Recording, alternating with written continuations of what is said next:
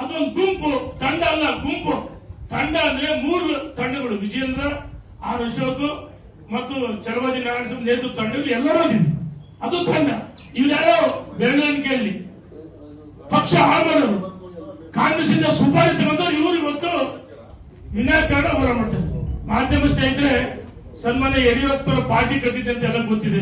ಪಾದಯಾತ್ರೆ, 100,000 ಕೇಸುಗಳು, ಸೈಕಲ್ ತುಳಿದು, ಸ್ಕೂಟರ್ ಹೋಗಿ, CCAR 45 ಕಾರ್ನಲ್ಲಿ ನಮ್ಮ ನಾಗೇಂದ್ರ ಹೇಳಿದ್ರು, CCAR 45 ಕಾರ್ನಲ್ಲಿ ಓಡಾಡ್ತವ್ರು ಯಡಿಯೂರಪ್ಪನವರು ಮಿಂಚಿನಿಂದ ಸಂಚಾರ ಮಾಡಿದ್ರೆ ಕಣ್ಣೀರಿಗಿದೆ.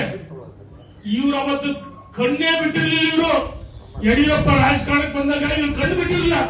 ಈ ಯಡಿಯೂರಪ್ಪನ ತುಳಿ ಸಮಾನ, ಇವರು ತುಳಿ ಸಮಾನ ಎಚ್ಚರಿಕೆಯನ್ನು ಕೊಡ್ತಾ ಇದ್ದೀವಿ. ನಿಮ್ಮ ಹೋರಾಟ ಯಾರು ವಿರುದ್ಧ ಇರಬೇಕು?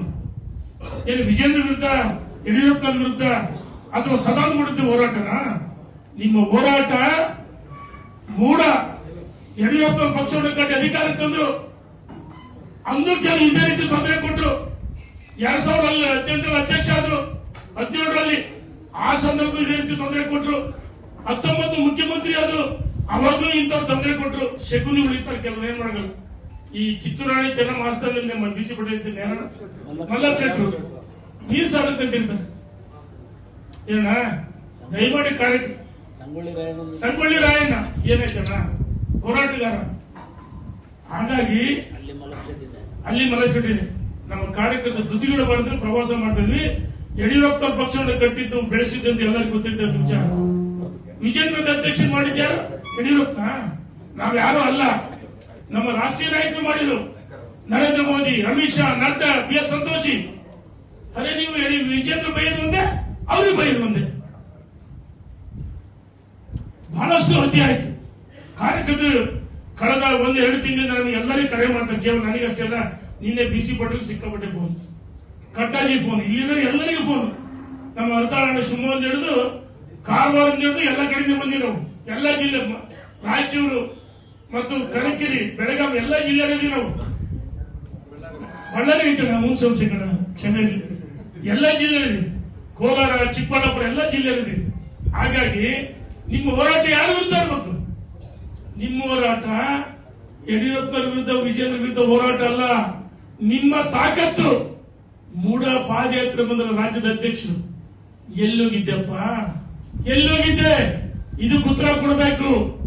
ಕಾಣದಂತೆ ಮಾಯವಾದಂತೆ ಅಂದ್ರ ಹಂಗೇನು ಕಾಂಗ್ರೆಸ್ ಜೊತೆ ಮ್ಯಾಚ್ ಫಿಕ್ಸ್ ಮಾಡ್ಕೊಂಡು ಒಳಗಡೆ ವಿಜೇಂದ್ರ ಪಾದಯಾತ್ರೆ ಹಾಳಾಗ್ಲಿ ಅಂತ ಹೇಳಿ ವಂಚಾಗ್ತಿದ್ಯಾ?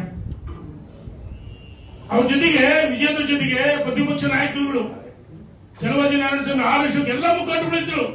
ನೀನ್ ಯಾಕಪ್ಪ ಬರಲಿಲ್ಲ? ನೀನ್ಯಾಕೆ ಬರಲಿಲ್ಲ ಅಂದ್ರೆ ಭ್ರಷ್ಟಾಚಾರ ನೀವು ಒಪ್ಪಿದ್ದಿ ಅಂತ ತಾನೆ.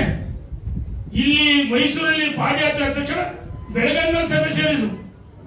ಕುಡಿಯೋ ನೀರಲ್ಲಿ ಏನೋ ಅಂತಲ್ಲ, ಆ ಕೆಲಸ ಮಾಡಿದ್ರು. ಅಂದ್ರೆ ಹಾಳಾಗಿದ್ದು ಅವ್ರ ಉದ್ದೇಶ.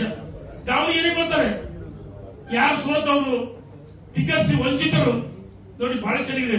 ಟಿಕೆಟ್ ವಂಚಿತರು, ಲೋಕಸಭೆ ಚುನಾವಣೆ ಸೋತವರು ಮತ್ತು ಯಾರೋ ಬೆರಳಿಕೆ ಅಷ್ಟು, ಈ ರೀತಿ 3 ರಾಜ್ಯದ ತಂಡ ಅಂತ ಮಾಡಿದ್ರೆ ದಾವಣಗೆರೆ ಬಂದ್ರು. ಎಲ್ಲ ಕಡೆ ಅವರಿಗೆ ಪ್ರೊಟೆಸ್ಟ್ಗಳು ಆಗಿದೆ.